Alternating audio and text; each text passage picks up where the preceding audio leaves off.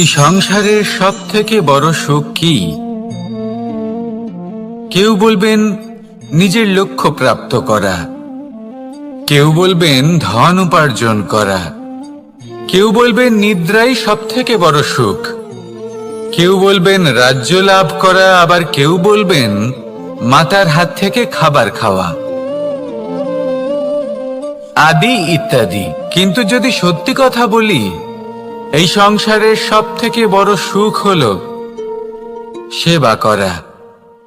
কখনো কাউকে সেবা করে দেখুন।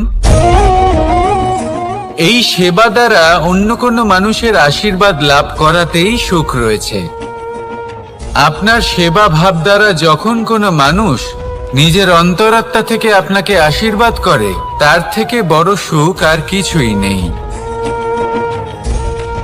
কারণ প্রত্যেক মানুষের মধ্যে